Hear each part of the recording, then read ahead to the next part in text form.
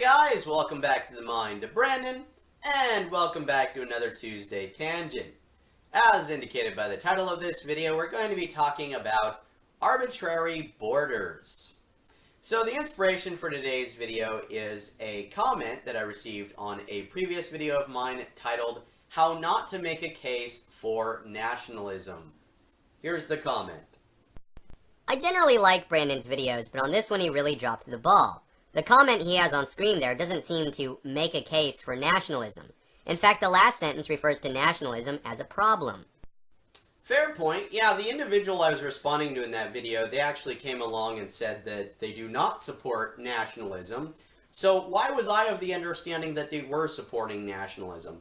Well, it's because I was talking about how the borders are make-believe, and they seemed, so far as I could tell, to be arguing with that, pointing out, well, not all borders are make-believe. They're talking about how, mountains can be used as borders or rivers or that sort of thing. Which is why I made the point that we typically don't use mountains and rivers as borders in most cases. So if we were to decide to use a mountain range or a river as a border, that's all it would be. It would be a decision, an arbitrary decision. And arbitrary is actually really what today's video is about. That word, arbitrary. Also, arbitrary is defined as on a whim, random, without reason. You forgot to mention based on individual preference, not based on evidence, not based on what is fair or right. So I once was watching a lecture where a biologist was talking about the traits that are used to determine whether something is a life form or not, and he admitted that the way we arrived at those at that particular list of traits was actually somewhat arbitrary. Now, when he said that, he was not trying to say, oh, it was just kind of done on a whim, at random, without reason. No, he's trying to say that the method that was used to arrive at those particular traits was not the scientific method. It was kind of based on opinions, okay? There's a difference, of course, between just having like a personal opinion, a personal preference or whatever. There's a difference between that and empirically arriving at something. Okay, so, when I'm talking about how, we arrived at these borders arbitrarily, what I'm saying is we didn't use scientific methodology to arrive at these borders. It's kind of an opinion process, like, I think we should use that mountain range there as a border, or, let's conquer this land, and, we don't care about those lands out there. You guys can keep that, that's area you occupy, we occupy this area, right? That's all opinion based, it's all based on preferences. It's not based on science, okay? It's non-empirical horse shit, basically.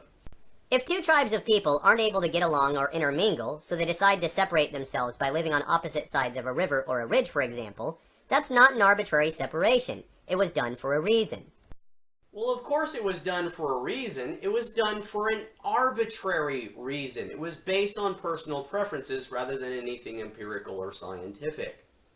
I mean, in this hypothetical scenario, what is it that makes these two different tribes to begin with? Where does the idea even come from that they are two different tribes? Typically where we get that from is, it's going to be based on any number of different kinds of differences, whether they are racial differences or, cultural differences, maybe religious practices or political practices, legal practices, something like that. There's all sorts of different kinds of differences that you could use to arrive at the idea of we are one tribe and you're another tribe. But if we're being consistent with that, way of arriving at different tribes, then each individual tribe can be broken up into even more tribes, and yet we decide not to do that. We say, oh, well, this is this tribe and you're that tribe. You see what I mean? This is all arbitrary nonsense. Now, if two different tribes are having trouble getting along, why? What is the source of conflict? What is the deal here? And in all probability, The reason that they're not getting along is probably going to have to do with a conflict in personal opinions. And if sometime later that boundary is represented as a line on a map, that line was not just randomly drawn on a whim, and is hence not an arbitrarily drawn line. Dude, you're just quibbling over semantics, because I'm using the word differently than, how you found it defined in some Google search or something like that.